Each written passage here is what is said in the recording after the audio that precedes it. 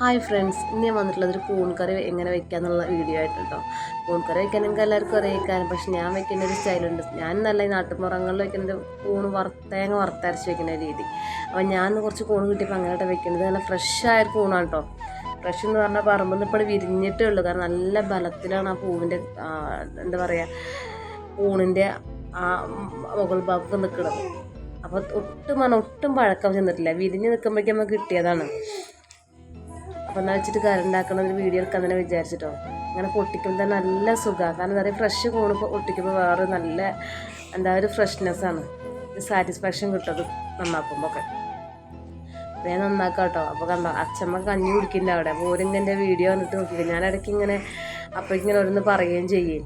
ഈ വീഡിയോ എടുക്കുന്ന സമയത്ത് തന്നെ ഓരോന്നൊക്കെ ഇങ്ങനെ പറയും കേട്ടോ ഞാൻ. പക്ഷെ ഞാൻ ഈ എഡിറ്റ് ചെയ്യുന്ന സമയത്ത് അതൊക്കെ വോളിയം കുറച്ച് പോകുമ്പോഴേനൊക്കെ മറന്നു പോകും. അപ്പോൾ എന്തായാലും ഈ കൂൺ കറി എനിക്ക് കാണിച്ചു തരാം കേട്ടോ. ഇതെന്തെങ്ങനെ കാണിക്കാൻ അറിയോ, ഇപ്പോൾ വിരിഞ്ഞു എന്നുള്ളതാട്ടോ. അതിൻ്റെ ഇടയിലൊക്കെ നല്ല പൊടിയൊന്നുമില്ല.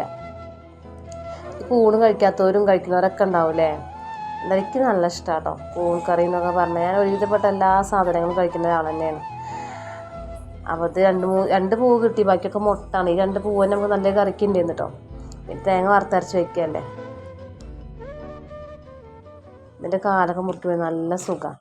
എനിക്ക് ആ മുകളിലത്തെ ആ പൂവിനേക്കാളും ഇഷ്ടമായി കാല് തന്നെയാണ് കേട്ടോ. കാല് തന്നെ ഇത് വെന്താലും ഒരു തെളിഞ്ഞ് കടിക്കാൻ കിട്ടും നമുക്ക്. നല്ല രസമാണ് കേട്ടോ. എനിക്കതാണ് ഇഷ്ടം. ഞാൻ നന്നാക്കാൻ വേണ്ടിയിട്ട് അമ്മ ഡോക്ടർക്ക് പോയപ്പോൾ അമ്മ വരുന്നവരെ കാത്തുന്ന കേട്ടോ. എന്താ വെച്ചാൽ ഈ കുട്ടീൻ്റെ ആയിട്ടേ ഓനെ ഇടയ്ക്ക് അതിങ്ങനെ ഈ പാത്രം വലിച്ചും അങ്ങോട്ടും വലിച്ചും ഇങ്ങനെ എന്താ പറയുക, ബുദ്ധിമുട്ടിക്കാം. അപ്പം ഞാൻ അമ്മ വന്നിട്ട് ഉണ്ടാക്കാൻ വിചാരിച്ചു.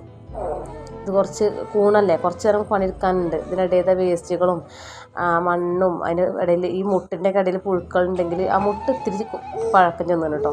മുട്ടുകളൊക്കെ കുറച്ച് പഴക്കതിനാണ് അതിൻ്റെ അടിഭാഗമൊക്കെ ചീഞ്ഞു തുടങ്ങി. പിന്നെ അമ്മ ഉണ്ടെങ്കിൽ ഈ പുഴുക്കളൊക്കെ ഉള്ളത് കാണാൻ വിചാരിച്ചു. പുഴുക്കളൊക്കെ ഉണ്ടെങ്കിൽ കുഴപ്പമൊന്നുമില്ല, കാരണം നമ്മൾ മഞ്ഞൾ വെള്ളത്തിലൊക്കെ നല്ലോണം കഴുകിയിട്ട് എടുക്കുക. പിന്നെ ചിലർ തിളച്ച വെള്ളത്തിലൊക്കെ ഇട്ട് എടുക്കും കേട്ടോ. പക്ഷേ ഇതിൻ്റെ ആവശ്യമില്ല, കാരണം വല്ല ഫ്രഷ് കൂണൊന്നും തിളപ്പിച്ച വെള്ളത്തിലിട്ട് എടുക്കേണ്ട ആവശ്യമില്ല. മഞ്ഞൾ വെള്ളത്തിൽ കഴുകിയാൽ തന്നെ മതി. കുറച്ച് പഴക്കം ചെന്ന പുഴുക്കുള്ളതാണ് അങ്ങനെ തിളപ്പിച്ചെടുക്കേണ്ട ആവശ്യമുള്ളൂ. അപ്പോൾ ഞാൻ നന്നാക്കട്ടെ. ഇതിപ്പോൾ ക്യാമറ മുമ്പേ നമ്മളെ സ്ത്രീക്കുട്ടിയാണ് കേട്ടോ. അപ്പോൾ ഓൾ എടുക്കുമ്പോൾ ക്യാമറ അങ്ങനെ ഇങ്ങനെ ഇളകിക്കൊണ്ടിരിക്കുക. ഇടയ്ക്ക് കാശിക്കുട്ടിനെ ഇങ്ങനെ ഇടങ്ങാറാക്കാൻ വരുന്നുണ്ട്.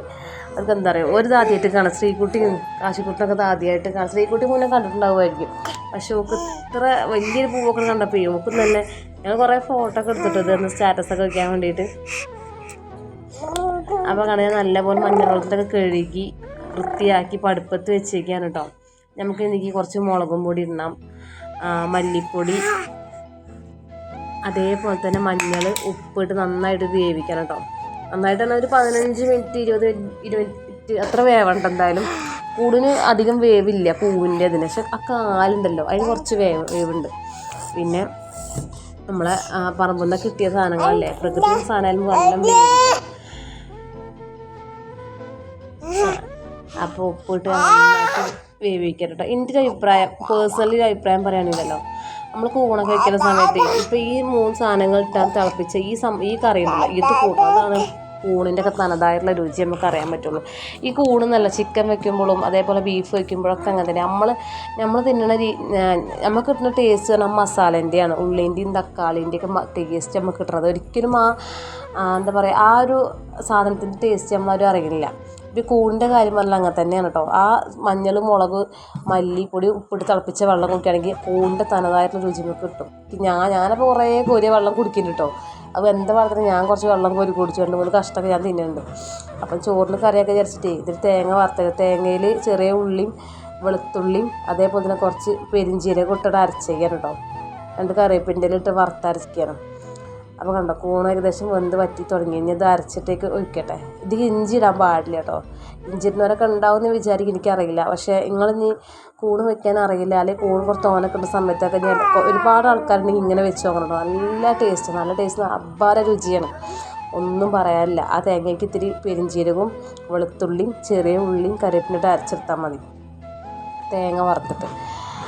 അപ്പോൾ കണ്ടില്ലേ, കടക്കാറ് റെഡിയായിരുന്നു. ഇതൊന്ന് നമുക്ക് ചെറിയ ഉള്ളിയും കറിവേപ്പിൻ്റെ ഇട്ട് താളിച്ച് വറവിട്ട് അടിപൊളിയാണ്. ഒന്നും പറയാനില്ല. ഉണ്ടാക്കാത്തവരൊക്കെ ഒന്ന് നിങ്ങൾ ഉണ്ടാക്കി നോക്കണം കേട്ടോ. ഇത് കൂണിൻ്റെ തനതായിട്ടുള്ള രുചി കിട്ടില്ല, കാരണം ഞാൻ പറഞ്ഞ തേങ്ങ വറുത്തരക്കുകയാണ്. നമുക്ക് വെറുതെ ഇങ്ങനെ താളിക്കുമ്പോഴാണ് ആ ടേസ്റ്റ് കിട്ടുക. അപ്പോൾ ഇന്നത്തെ വീഡിയോ ഇത്രയുള്ളൂ. ഇഷ്ടപ്പെട്ട എല്ലാവരും സപ്പോർട്ട് ചെയ്യുക. Thank you.